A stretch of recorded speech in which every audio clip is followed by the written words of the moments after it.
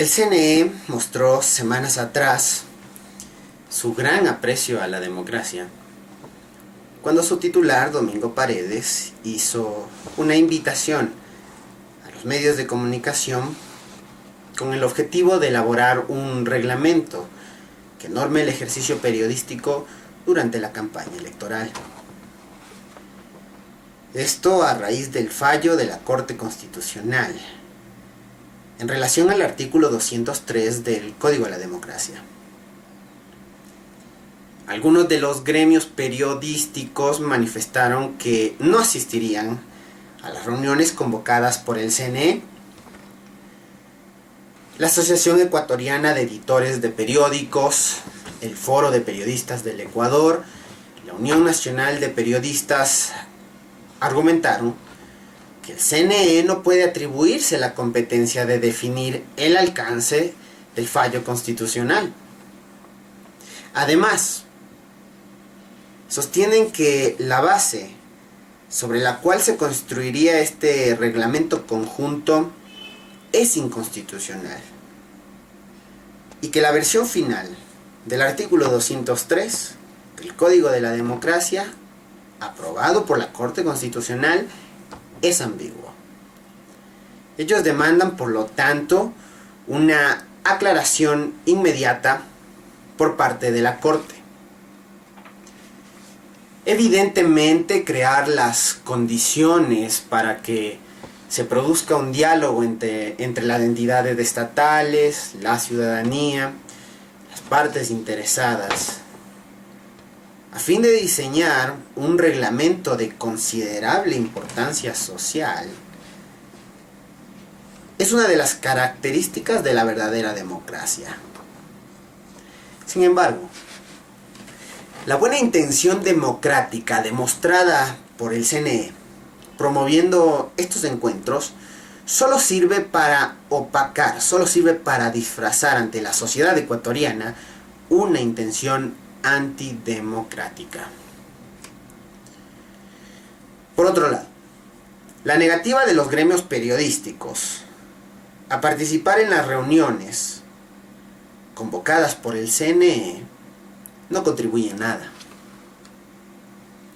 Después de escuchar sus justificaciones, entendemos que su ausencia representó un tipo de protesta, aunque asimismo podemos admitir que su presencia en la confección de un reglamento atentatorio contra un derecho fundamental de la ciudadanía tampoco tiene mucho sentido. ¿Por qué decimos que el artículo 203 es ambiguo?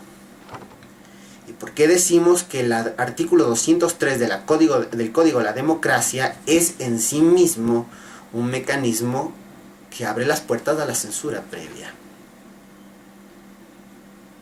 Tras el veto presidencial modificatorio al Código de la Democracia, su artículo 203, reformado por la presidencia, enunciaba lo siguiente: los medios se abstendrán de hacer promoción directa o indirecta, ya sea desde reportajes especiales o cualquier otra forma de mensaje que tienda a incidir a favor o en contra de determinado candidato, postulado, opciones, preferencias electorales o tesis políticas.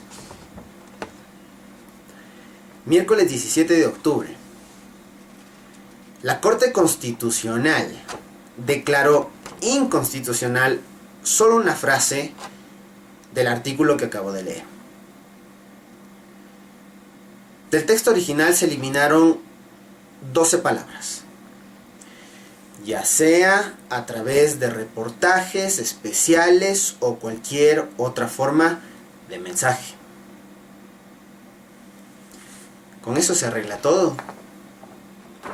Desaparecieron ya las restricciones a la labor periodística durante el periodo electoral. Vamos a analizar juntos por qué la ambigüedad del texto resultante deja la puerta abierta a la censura previa. Razón número 1. ¿Qué entendemos por promoción directa y qué entendemos por promoción indirecta?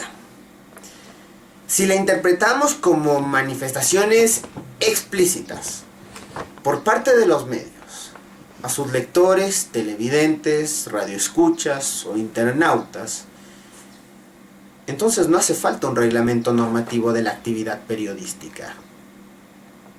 Basta con una disposición del CNE que prohíba precisamente esa clase de mensajes, que en la práctica son los editoriales. Ejemplo sencillo. Nosotros, el medio X, apoyamos al candidato de Z por tal y tal razón. Y los impulsamos a ustedes, queridos lectores, a unirse a su proyecto mediante el voto. Aún así,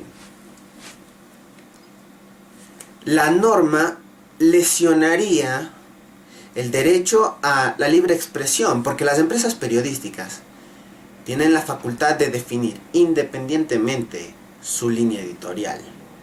Que de paso, la línea editorial es una de las razones que motiva a la audiencia a consumir determinado medio de su propia elección. Asimismo, las empresas periodísticas tienen el derecho de emitir opiniones por múltiples razones. Entre ellas porque sencillamente los medios de comunicación y sus periodistas que trabajan en los medios son parte de la sociedad civil. ¿Se entiende? Si interpretamos promoción directa o indirecta como publicidad y propaganda, en sus diversas formas y formatos, antiguos o modernos, crudos o sofisticados, el periodismo quedaría excluido del control y lo único que entraría a reglamentarse sería precisamente la publicidad y la propaganda. ¿Qué es lo que nos está regulando actualmente? La publicidad y la propaganda estatal. Ahora, el fallo de la Corte permite que en época electoral los medios realicen reportajes especiales y cualquier otra forma de mensaje periodístico. Pero no prohíbe al organismo electoral que considere a los distintos géneros periodísticos como promoción indirecta. ¿Cuál es el problema de esto? ¿Qué problema implícito tendríamos que encarar? Le está dando vía libre al CNE para fabricar un reglamento basado en la idea de que un reportaje, un perfil, una entrevista, una columna de opinión o un documental son promoción indirecta. Y de hecho, es lo más probable que sucederá si tomamos en cuenta los antecedentes. Una sentencia del Tribunal Contencioso Electoral sancionó a la revista Vistazo porque el organismo sostuvo que la opinión es propaganda. En conclusión, la inexistencia de una clara definición sobre promoción directa o indirecta hace necesario un reglamento que norme el ejercicio periodístico. A su vez, este reglamento se convertirá en un mecanismo de censura previa. Razón número 2. Recuerden la pregunta, ¿por qué decimos que el artículo 203 del Código a la Democracia es ambiguo y conduce o es en sí mismo censura previa? El reglamento próximamente a ser redactado, en teoría, a partir de los encuentros propuestos por el CNE bajo el título Diálogo Social, tu opinión cuenta, no impedirá la realización y difusión de reportajes especiales y otras formas de mensaje periodístico. Perfecto. No impedirá la realización y difusión de reportajes especiales y otras formas de mensaje periodístico siempre y cuando estas piezas cumplan con ciertas condiciones. Recordemos que a las citas organizadas por el CNE asistieron representantes de los medios públicos, quienes comparten con el régimen una visión casi idéntica sobre el periodismo y sobre sus funciones. Adicionalmente, ya conocemos la posición de la Corte Nacional, del Consejo Nacional Electoral acerca del papel de la prensa. Sabemos qué opina y cómo actuará el CNE durante una campaña electoral. Esas condiciones que se establecerán a los medios para guiar su producción de reportajes, entrevistas, documentales, opiniones, editoriales, perfiles, etc., serán más que un manual de estilo. Significarán en la práctica una redefinición de los géneros periodísticos, ajustados, por supuesto, a la doctrina comunicacional promulgada por Alianza País. Se sacrificarán el análisis. Se sacrificarán las investigaciones profundas, los datos reveladores, las preguntas trascendentales, los antecedentes incómodos y el contexto que siempre deben acompañar a toda pieza informativa o de opinión. A pesar de que el medio o el periodista no tengan ninguna intención de favorecer o perjudicar a un candidato, todos estos elementos presentes en los géneros periodísticos bien aplicados generan actitudes, tanto positivas como negativas, en audiencia.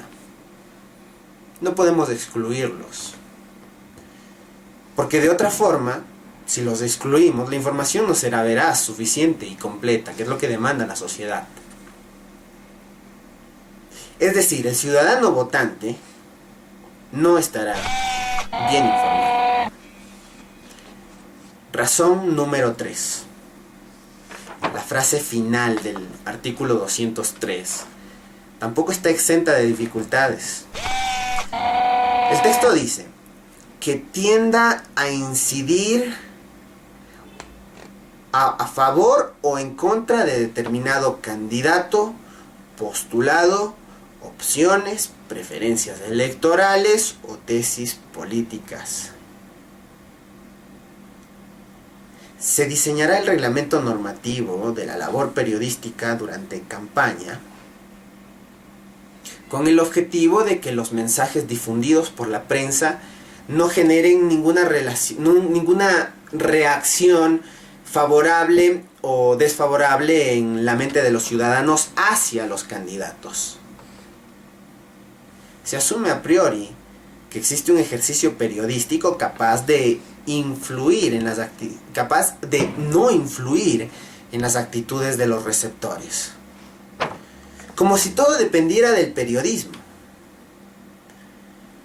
La modificación de las opiniones, sentimientos y preferencias de la audiencia está determinada por una serie de factores fuera del alcance de los periodistas y fuera del alcance de los medios de comunicación, como son las mismas acciones de los candidatos, el contexto inmediato, las características de cada uno de los individuos, como su preparación educacional, su nivel socioeconómico, su filosofía, su cosmovisión de la vida y del universo.